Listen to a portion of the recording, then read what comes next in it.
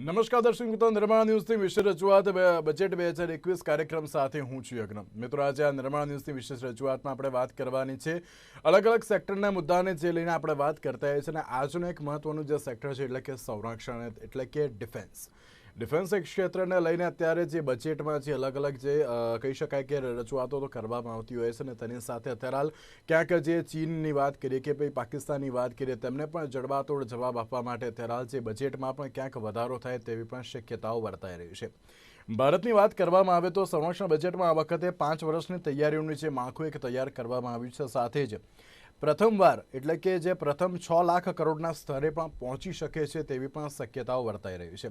બજેટની વાત કરવામાં આવે તો જે અલગ અલગ સ્ટેટમેન્ટ જે સામે આવતા હોય છે, અને ચીનનું જે સંરક્ષણ બજેટ છે તે ભારત કરતાં જે 5 ગણું જે વધારે પણ અત્યારે હાલ જે હોઈ શકે તેવી પણ સંભાવનાઓ છે. પરંતુ જ્યારે આ વખતની વાત કરવામાં આવે તો આ વખતે ભારતનું બજેટ છે અને તે પણ અત્યારે હાલ ચીન કરતાં ક્યાંક વધુ જે અત્યારે હાલ તો રાખવું હોય તેથી પણ અત્યારે હાલ તો જે સંભાવનાઓ લાગી રહી છે. ત્યારે આ મુદ્દા પર ચર્ચા વિચારણા કરવા માટે અમારી સાથે જોડાઈ ગયા છે સુરક્ષા નિષ્ણાત એવા બ્રિગેડિયર વિજય સાગરજી અને એર કોમોડોર કેદાર ઠાકરજી. આ બંનેનું સૌથી પહેલા તો स्वागत है.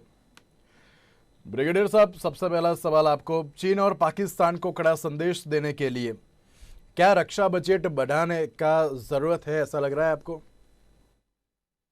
देखिए, चीन और पाकिस्तान को जो अभी हमें कड़ा संदेश देना है, उसके रक्षा बजट में एक बहुत ही जबरदस्त रिफॉर्म चाहिए. और अनफॉर्चुनेटली हमारे पास अभी के टाइम पे वो रिसोर्सेज नहीं है. जैसे मैंने आपको बताया, अभी आपको पता होगा कि $2 बिलियन की जो इमरजेंसी पास आर्मी नेवी एयरफोर्स को दी गई थी, they have already spent it for emergency acquisition करनी थी जो इससे निपटने के लिए. परंतु अभी जैसे आपको पता चला है कि सीपेक के ऊपर एक जगह है झारखंड, उसको एस्टोर से जोड़ा जा रहा है जो पाकिस्तानी डिविजनल हेडक्वार्टर्स है गिलगित बाल्टिस्तान में. इसका मतलब यह है कि चाइना उस रोड को बना रहा है तो they are serious about two front war. अभी जो हमने एक्विजिशन करके जो ऑगमेंटेशन ईस्टर्न लद्दाख में करी थी, उसमें बहुत सारी वेस्टर्न साइड पे जो रिजर्व फॉर्मेशन थी वो डिन्यूड हो गई थी. अब उनको हमें ऑगमेंट करने की बहुत जरूरत है और उसके लिए हमें रक्षा बजट में एक रिफॉर्म की जरूरत है. परंतु अभी तक जो हमने डिफेंस मिनिस्टर से या फाइनेंस मिनिस्टर से सुना है तो उन्होंने बोला है कि पहले इसका बजट हमारा जीडीपी का 3.18% था, अभी हमने उसको 6% बढ़ाया है या बढ़ा के हमने उसको 4.7% किया है. परंतु यहाँ मैं आपको सिर्फ ये बताना चाहता हूँ कि ये अभी फिगर्स हैं, ये कोरोना के बाद जो हमारी जीडीपी श्रिंक हुई है इसलिए परसेंटेजेस 3% से आगे लग रही हैं, 4% से आगे लग रही हैं. ये नॉर्मली ट्रेडिशनली हमारी जो फिगर्स थी वो हमेशा ही 3% से नीचे रही हैं and that has been a big sort of a cause of concern. पर आज जो सिचुएशन ऐसी है, अगर रक्षा बजट को ज्यादा तवज्जो नहीं दी गई, yes other things also important, health important है, एजुकेशन इम्पोर्टेंट है, लोगों की what you call food security important है, एनर्जी सिक्योरिटी इंपॉर्टेंट है. परंतु यदि रक्षा ही नहीं है तो ये सब चीजें बेमानी है. इसलिए मैं ये चाहूंगा कि जो अभी बजट के एस्टिमेट चल रहे हैं, जो आंकड़े अभी पब्लिक में शेयर किए गए हैं, जो मैंने अभी आपको बताए हैं, उनके ऊपर दोबारा विचार करने की जरूरत है, specially in terms of what has happened in this pandemic of corona. ચોક્કસ. એક બાજુ જ્યારે આપણે સંરક્ષણ બજેટની વાત કરતા હોય છે અને તેમાં પણ અત્યારે હાલ વધારો કરવો એ ઘણી જરૂરી છે. અને તેની સાથે કેદારભાઈ, આ જ પ્રશ્ન આપને કે જ્યારે આપણે ચીન અને પાકિસ્તાને અત્યારે હાલ તો જે પ્રમાણે જે ઘણો જડબાતોડ જવાબ આપવાનો અત્યારે હાલ તો સમય આવી ગયો છે. અને તેની સાથે જે સંરક્ષણ બજેટ જે હતું પહેલાં જે 2019 અને 20નું જે બજેટ હતું ને તેમાં પણ અત્યારે હાલ જે વધારો કરવામાં આવે તેવી પણ અત્યારે હાલ શક્યતાઓ તો વર્તાઈ રહી છે. કારણ કે ચાઇનાની વાત કરવામાં આવે તો ચાઇનાની જે અત્યારે સૌથી મોટામાં મોટી જે આર્મી કહેવામાં આવતી હોય છે ને ત્યારબાદ ઇન્ડિયાનું જે નામ આવતું હોય છે, ઇન્ડિયામાં પણ જે અત્યારે જે રક્ષા બજેટમાં ઉત્તરોત્તર અત્યારે હાલ પણ વધારો કરવો એ ઘણું જરૂરી છે. સાથે જ એમ કહેવામાં આવ્યું છે કે જે પ્રમાણે 6 લાખ કરોડના સ્તરે પણ પહોંચી શકે છે. તો આ વખતે બજેટને લઈને તમે શું કહેવા માગશો, સ્પેશિયલ રક્ષા બજેટને લઈને? Thank you, Yagnabai. So nice of you to have called me here. પહેલી વાત તો આપણે એ સમજી લઈએ કે ડિફેન્સ પ્રિપેર્ડનેસ જે છે એ બધી લોંગ ટર્મ પ્લાન્સ હોય છે. જ્યારે આગ લાગે ત્યારે કૂવો ખોદવા બેસીએ એ અહીંયા બિલકુલ કામ ના કરે. સો કન્ટિન્યુઅસલી ઇન અ સસ્ટેન્ડ મેનર આપણે અમુક લેવલનું બજેટ રાખવું જ જોઈએ. થયું એવું છે કે over the period of time જે આપણું 2.5% જીડીપી જે હતી which was also not very adequate. પણ એ જે હતી એમાંથી ઉત્તરોત્તર આપણે એને ઓછું કરતા ગયા. 2.4 લાવ્યા, 2.3 લાવ્યા, છેલ્લે 2.1% હતું. ઓકે, હવે દર વખતે આપણે થોડું થોડું બજેટ ઓછું કરીએ ને આપણને એમ થાય કે એમાં કઈ શું જાજો ફેર પડવાનો હતો. 2.2 ને બદલે 2.15% જીડીપી નો થઈ જાય, શું ફેર પડશે? પણ ફેર અત્યારે નજર આવે છે. જ્યારે આપણે તાતી જરૂર છે બધી તૈયારીઓની, બધી ઇક્વિપમેન્ટની, ત્યારે આપણને નજર આવે છે. એટલે પહેલી વાત તો એ છે કે આપણે આમાંથી એ લેસન શીખવાનો છે કે ડિફેન્સ પ્રિપેર્ડનેસ ને ડિફેન્સ બજેટની સાથે બહુ આલાચાળા કરવા ન જોઈએ અને એક મિનિમમ જે સસ્ટેન્ડ રહેવું જોઈએ એ રાખવું જોઈએ. હવે સ્થિતિ એ આવી ગઈ છે કારણ કે અત્યારે તમે કદાચ એને 3 કે 3.5% પણ કરશો તો પણ તમને તાત્કાલિક વસ્તુઓ નહીં મળે. રેફેલનો દાખલો તમારી સામે છે. રેફેલનો કોન્ટ્રાક્ટ વડાપ્રધાને જાતે સાઇન કર્યો 2014માં, ત્યારે પહેલું રેફેલ ગયા વર્ષે આવ્યું. એટલે ધીસ ગિવ્સ યુ આઈડિયા કે what is the lag involved in it. કેટલો ટાઈમ પીરિયડ જોઈએ આપણને વિશ્વ બજારમાંથી વસ્તુઓ લેવામાં, આપણી રીતે એને તૈયાર કરવામાં ને. એટલે પહેલી વાત તો હું એ જ ભારપૂર્વક કહીશ કે ભાઈ આ વખતે અત્યાર સુધી ભલે આપણે ડિફેન્સ બજેટમાં મૂક્યો હોય પણ હવેથી કમસે કમ 2.5% તમે મેન્ટેન કરજો, એથી નીચે ન જતા. અને આ વખતે તમારે 3% સુધી જવું જ પડશે. અને આ વસ્તુ આપણા માટે એટલે વધારે સત્ય છે કારણ કે આપણે તો લાઈવ બોર્ડર છે. પાકિસ્તાન અને ચાઇના વર્ષોથી આપણે લાઈવ બોર્ડર છે. લડાઈઓ થઈ ચૂકી છે, લડાઈઓ ગમે ત્યારે થઈ ચૂકી છે. જાણતા છતાં આપણે જો એમાં કટોતરી કરીએ તો પછી આ પ્રોબ્લેમ આવવાનો છે. એટલે there is no choice whatsoever. જેમ હમણાં પેલા બ્રિગેડિયર સાહેબે કીધું એમ, જે ઇમરજન્સી પાવર્સ હતો એ તો આપણે ખર્ચી જ નાખ્યો છે. દર વખતે ઇમરજન્સી પાવરથી વસ્તુઓ ના ખરીદી શકાય. આપણે લોંગ ટર્મ પ્લાનિંગ જોઈએ છીએ, એ પ્રમાણે બજેટ એલોકેશન જોઈએ છે, તો જ આપણી પ્રિપેર્ડનેસ મેન્ટેન થઈ શકે. આજ મારે એટલું ખાસ કહેવું. ચોક્કસ. એક બાજુ જ્યારે આપણે બજેટ 2021ને લઈને જે રીતે અપેક્ષા અને રજૂઆતની તો વાત કરતા છે, પરંતુ તેની સાથે અત્યારે કયા કયા જે નવી રજૂઆતો, યોજનાઓ કઈ કઈ લાવવામાં આવશે ને તેને લઈને અત્યારે તો દરેક લોકોની નજર હોય છે કે હવે કયા પ્રકારની જે યોજના લાવવામાં આવશે કે જેને અનુલક્ષીને જે આર્મીને તેમાં फायदा થશે. विजय जी, जिस तरीके से अगर हम बजट की बात करें तो पिछले साल भी लगभग 3,37,553 करोड़ तक जो बजट दिया गया था रक्षा बजट, और इस साल की अगर हम बात करें तो इस साल के रक्षा बजट में कौन कौन से प्रावधान होने चाहिए? देखिए, ये रक्षा बजट जब मैंने बोला है ये बनाने का, जैसे एयर कमांडर साहब ने बड़ा सही बोला कि they should be a long term perspective, जो हमारा है नहीं. शायद ये पिछले 1 साल से 1.5 साल से मोदी सरकार के आने के बाद things are looking up a little better, but unfortunately बीच में ये कोरोना हो गया. आज की स्टेट में जो इंडियन आर्म फोर्सेज की जो कॉन्फ़िगरेशन है उसमें 68% इक्विपमेंट है वो ऑब्सोलीट है, 24% is current and 8% is the only futuristic equipment which is not a, जो एक अच्छी सिचुएशन नहीं है.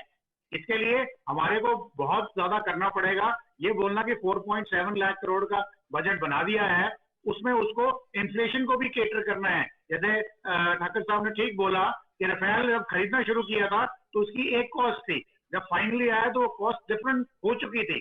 तो ये इकोनॉमिक मेजर्स हैं जो गवर्नमेंट जो मार्केट सेंटिमेंट्स को बताते हैं. परंतु जहां तक हमारी सिक्योरिटी की बात है, that is a very very serious question. जैसे मैंने आपको बोला कि उन्होंने यारकंड से लेकर के, चाइना ने यारकंड से लेकर के एस्टोर तक, जो कि गिलगित बाल्टिस्तान पाकिस्तान के कब्जे में है, इंडिया का गिलगित बाल्टिस्तान है, वहां पे 6 लेनिंग रोड बनानी शुरू कर दी है purely for the defence purposes. That means they are serious about two front war. वो टू फ्रंट वॉर को सीरियसली देख रहे हैं. अभी जो हमारी सेना की स्थिति है इसमें हमें नई टेक्नोलॉजी चाहिए, हमको आर्टिफिशियल एजेंसी चाहिए, हमको लॉन्ग रेंज प्रिसीजन वेपन्स चाहिए, हमको एक स्वॉर्म ड्रोन्स चाहिए, और ऐसे इस किस्म की हमें जो चीजें चाहिए उसके लिए एक बजट में प्रावधान करना बहुत जरूरी है जो इन्फ्लेशन को भी केटर करे. और उसके साथ जैसे अभी इन्होंने इस पहले लास्ट ईयर 1,10,700 करोड़ रुपए का प्रावधान किया था एक्विजिशन के लिए, जो बहुत कम है. और अभी इस साल जो बताया जा रहा है उन्होंने सिर्फ 10,000 करोड़ ही इंक्रीज किया है, विच इज जो नहीं हो पाएगा. अभी हम लोग डीआरडीओ काफी काम कर रहा है, जितनी भी एक्विजिशन कर रहे हैं. अभी लेटेस्ट अगर आपने खबर कल परसों की सुनी होगी कि डीआरडीओ को जो गवर्नमेंट ऑफ इंडिया ने, मिनिस्ट्री ऑफ डिफेंस ने जो डीआरडीओ को पेमेंट करनी है फॉर दी, जो उन्होंने वेपन बना के Indian army and navy air force को दी है, वो उसको डेफरमेंट की जा रही है, तो that means cash crunch is already there. तो अभी ये डिफेंस मिनिस्टर या फाइनेंस मिनिस्टर या prime minister for the matter, उनको बैठ के प्रायोरिटी वर्क करने की बहुत अच्छी ज्यादा जरूरत है, so that Indian arm forces suffer ना करे।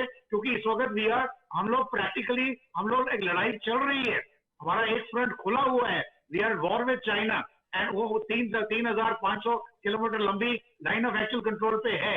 और कब ये पाकिस्तान की लाइन ऑफ कंट्रोल खुल जाए, इसके बारे में कोई बता नहीं सकता आज की डेट में, परंतु ये कभी भी हो सकता है। अगर किसी का दिमाग खराब हो जाता है, किसी भी लीडर का, जैसे मैंने बोला 5.5 लीडर्स हैं इस कंट्री में जो वर्ल्ड वॉर को बढ़ावा दे सकते हैं, तो उस समय आप क्या करेंगे?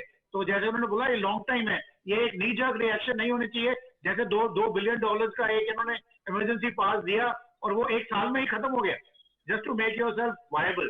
तो इसलिए इस चीज को बढ़ाना, सोचना एक बहुत ही जरूरी चीज है।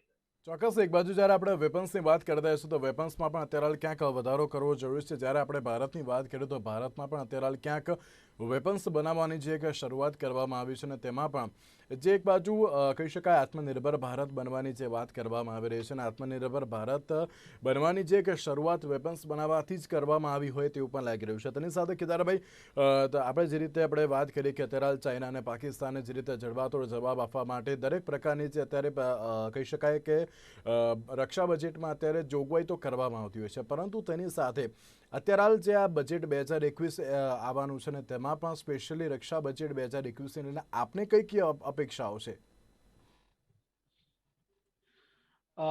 સૌથી પહેલી વાત તો એ છે કે તમને ખ્યાલ હશે કે આમાંથી લગભગ 30% જે ડિફેન્સ બજેટનું જે લગભગ 28 થી 30% તો પેન્શનમાં જ જતું હોય છે। હવે મને એ નથી સમજાતું કે ડિફેન્સ પર્સનલનું પેન્શન એકાઉન્ટ ડિફેન્સ બજેટમાં શું કામ હોવું જોઈએ। એનીવે, પણ એ છે એટલે લગભગ તમે એ સમજી લ્યો કે 30% તો પેન્શનમાં જ, અને વર્ષો વર્ષ વધતું જાય છે। ગયા વર્ષને અને પહેલાના વર્ષે 1,10,000 કરોડ હતું, ગયા વખતે 1,30,000 કરોડ હતું। ઓકે, એટલે અને હજી જે ઓઆરઓપી નું જે સેકન્ડ ઇન્સ્ટોલમેન્ટ છે એ તો હજી ઇમ્પ્લિમેન્ટ થયું નથી, જે ઓલરેડી 2 વર્ષથી ઓવરડ્યુ છે। એના માટે જ ઘણો વહોપો ચાલી રહ્યો છે। જો ઓઆરઓપી નું સેકન્ડ ઇન્સ્ટોલમેન્ટ જો ડ્યુ થશે તો ઓર ઉપર વહી જશે એની વેલ્યુ। એટલે સૌથી પહેલા તો આપણે એ સમજવાનું। બીજી વસ્તુ જે કેપિટલ ઇન્વેસ્ટમેન્ટ જે છે, જે કેપિટલ ધેટ મીન્સ જે પ્રોક્યોરમેન્ટ કરીએ છીએ આપણે એડવાન્સ સિસ્ટમ્સ, એ છે એ વસ્તુ એ છે કે જે તમને ખરેખર તમને પાવર, પોટેન્શિયલ પાવર આપે છે તમને, એમાં તમારે ખર્ચ કરવાની જરૂર છે। અને બીજું એમાં પણ થોડો લોંગ ટર્મ પ્લાનની જરૂર છે। એ બજેટ લેપ્સ ન થવું જોઈએ। એ બજેટ એવું તમારે એલોકેટ કરવું જોઈએ કે 5 વર્ષ સુધી એની વેલિડિટી હોય। 5 વર્ષની તો કમસે કમ 2 વર્ષ તો હોવી જ જોઈએ। ઓકે, એ જાતનું જો આપણે પ્રાવધાન રાખશું, જેની ચર્ચા ઓલરેડી થઈ રહી છે, હું કઈ નવી વાત નથી કરતો, પણ આ પ્રાવધાન લાવવાની જરૂર છે, જેથી તમે બરાબર વગર ઉતાવળ કરે શાંતિથી ટેસ્ટ ને બધું, ટ્રાયલ્સ ને બધું કરી ચકાસીને તમે તમારું પ્રોક્યોરમેન્ટ કરી શકો। આ વસ્તુ મુખ્ય છે। અચ્છા, જ્યાં સુધી આત્મનિર્ભરતાની સવાલ છે, I think this is the best step this government has taken, because we are the largest importers of defence equipment. દુનિયામાં આપણા જેટલું કોઈ ખરીદતું નથી। એનું કારણ છે કે આપણે 2 એનિમી કન્ટ્રીઝ પાસે છે, we have got a live border, અને સામે આપણું પોતાનું પ્રોડક્શન ઇન્ફ્રાસ્ટ્રક્ચર આપણું કઈ છે નહીં। એટલે વર્ષોના વર્ષો, દાયકાઓથી આપણે બધી વસ્તુઓ બહારથી ખરીદી રહ્યા છે। હવે જે હમણાં જે એલસીએ માટેનો જે કોન્ટ્રાક્ટ થયો છે, 83 એરોપ્લેન, ઓકે છે, they are very potent platforms. Okay, they may not be top of the line, but at least they are very potent platforms for certain roles. Okay, so at least એમાં એક બહુ સરસ આપણે કદમ આગળ વધાર્યું છે કે આપણે ડીઆરડીઓ ને આપણે એને એન્કરેજ કરીએ, એને આપણે એક જાતની ડિમાન્ડ પણ મૂકીએ કે ભાઈ વર્લ્ડ સ્ટેન્ડર્ડનું તમે ક્રિએટ કરો, લેટેસ્ટ ટેકનોલોજી સજ્જ જે ઇન્ડિયન એરફોર્સને જરૂર છે એ પ્રમાણે તૈયાર કરો, and we will buy it. Main thing is reliability and advancement in technology. એ જો મળે તો આપણે જો મેક ઇન ઇન્ડિયા અને આત્મનિર્ભર ભારતની જે વાત કરીએ છીએ, એમાંથી જો ઇક્વિપમેન્ટ જે આપણે તૈયાર કરીએ, એથી વધુ ઉત્તમ વસ્તુ તો હોઈ જ ન શકે। કારણ કે એક વસ્તુ તો નક્કી છે, જેની પાસેથી આપણે ઇક્વિપમેન્ટ લઈએ છીએ, ગમે એટલા નજીકના આપણા મિત્ર હોય, પણ ખરે વખતે આપણને સાથ આપશે કે નહીં આપે? આપશે તો કેટલો સાથ આપશે? તમારા સ્પેર પાર્ટ્સનો સપ્લાય જ બંધ કરી દે તો તમે શું કેવી રીતે એને મેન્ટેન કરવાના છો?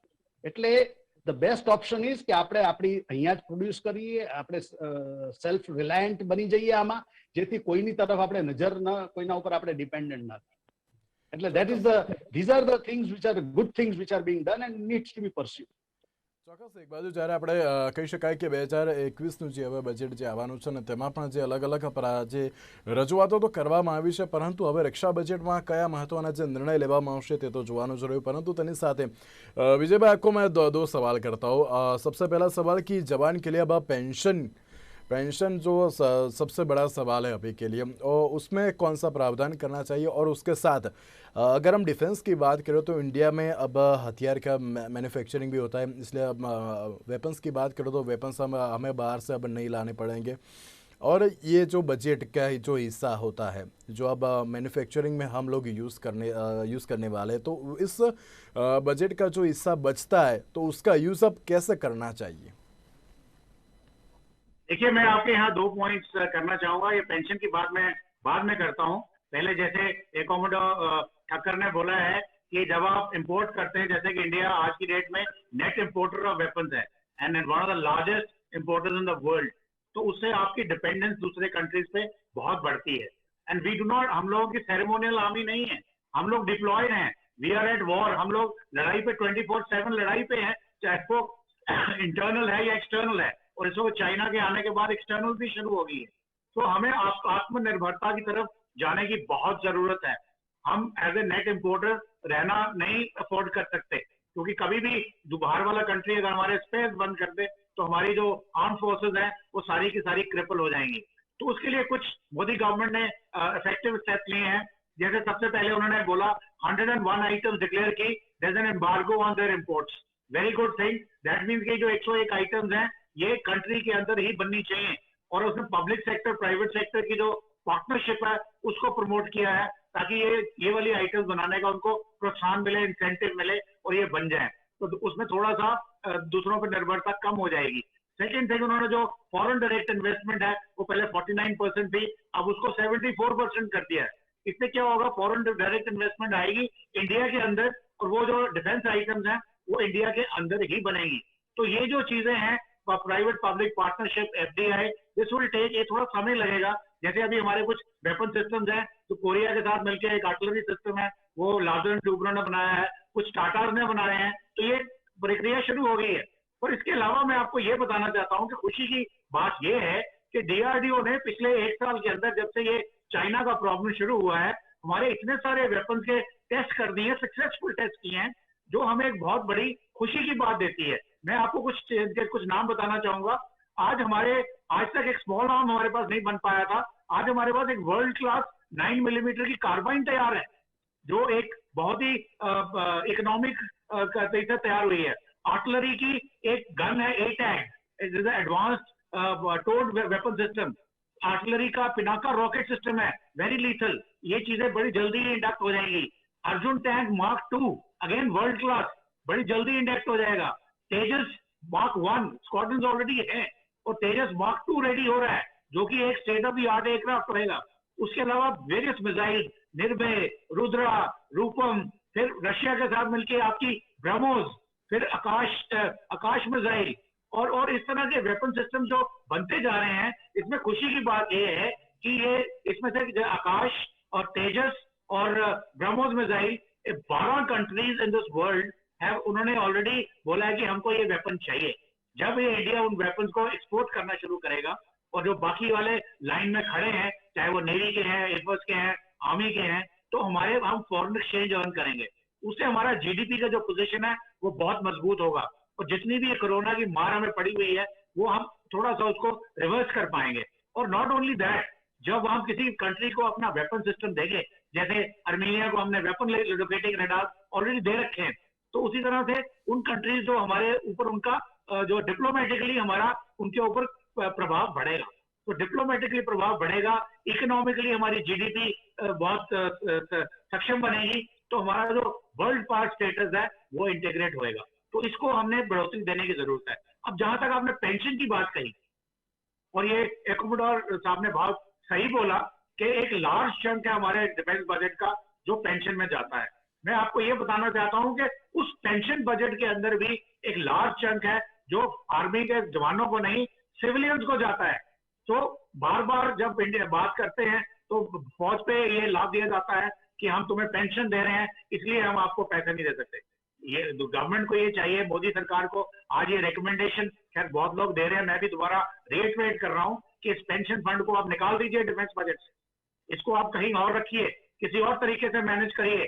आज की डेट में इतना डाइवर्सिफिकेशन हो चुका है मार्केट का कि पेंशन फंड कहीं पे भी मैनेज हो सकता है, और बहुत सारे pension fund as it is government खत्म भी कर रही है, तो उस चीज को लुक आफ्टर किया जा सकता है, तो वो करना चाहिए। बिकॉज सबसे ज्यादा इंपॉर्टेंस है आज की डेट में कंट्री के लिए सिक्योरिटी एंड इकोनॉमी।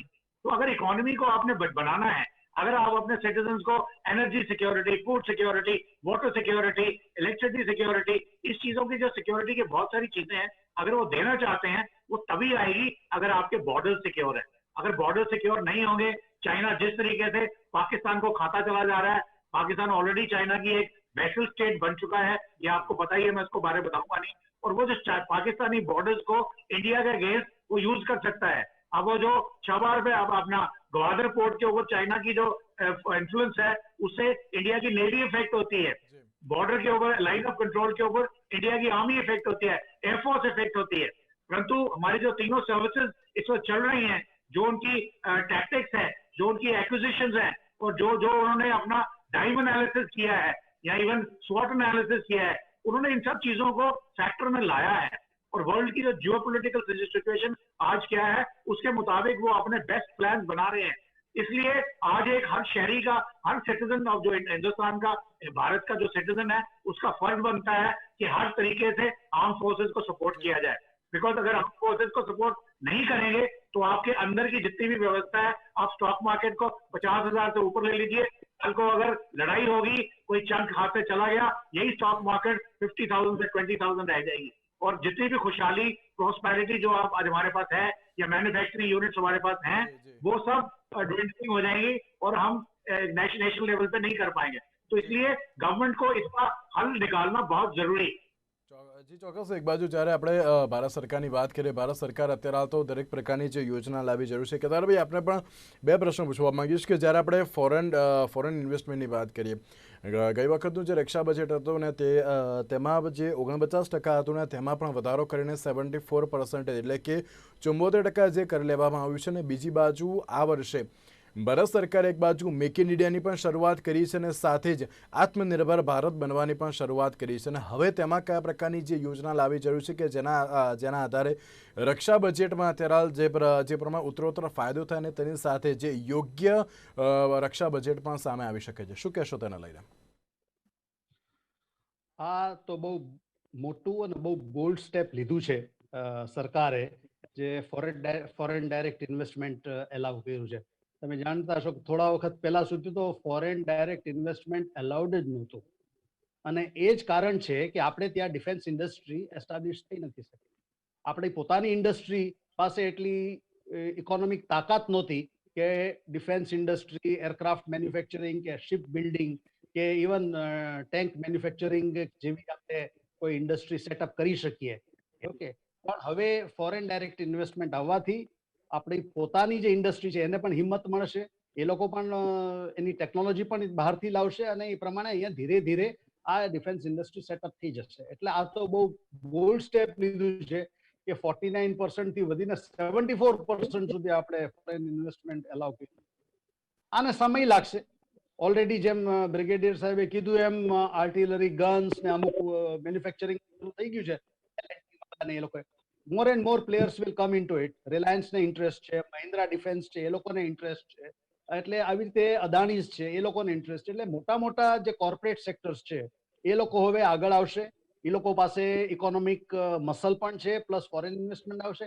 એટલે in long term it is going to be a very very satisfying and very very safe situation, કે જ્યારે આપણે બીજા ઉપર કોઈ ઉપર નિર્ભર નહીં રહી શકીએ, આપણે જ મેન્યુફેક્ચર કરશું જેની આપણે જરૂર છે, અને પછી જેમ અમેરિકા અને રશિયાની જેમ આપણે જ્યારે કેપેસિટી હશે તો આપણે એને પછી એક્સપોર્ટ પણ કરી શકશું। એટલે આ તો બહુ હાજી ચોક્કસ એક બાજુ જ્યારે એમ કહી શકાય કે જે આત્મનિર્ભર ભારત જે બનવાની જે એક કહી શકાય કે જે નેમ વ્યક્ત કરી છે અને તેમાં પણ અત્યારે હાલ ભારતે આગળ વધવું એ ઘણું જરૂરી છે, કારણ કે જ્યારે આપણે રક્ષા બજેટની વાત કરતા હોય, રક્ષા બજેટમાં જે અલગ અલગ પ્રાવધાનો કરવામાં આવતા હોય છે અને તેની સાથે હવે કેવા પ્રકારનું જે રક્ષા બજેટ બહાર પાડવામાં આવે છે તેની ઉપર દરેક લોકોની નજર છે, કારણ કે એક બાજુ ચાઇના અને બીજી બાજુ પાકિસ્તાન અત્યારે હાલ તો તેમને જે કહી શકાય કે કડક શબ્દોમાં જે જવાબ આપવા માટે પણ અત્યારે હાલ રક્ષા બજેટમાં જે યોગ્ય અત્યારે હાલ યોજનાઓ લાવવી એ પણ જરૂરી છે તેવું લાગી રહ્યું છે. તેની સાથે બ્રિગેડિયર વિજય સાગરજી અને એર કોમોડર કેદાર ઠાકરજી, આ બંનેનો આભાર અમારી સાથે ચર્ચામાં જોડાવા માટે. Thank you. તો આજના વિશેષ કાર્યક્રમમાં સારું રજા આપશો. નમસ્કાર.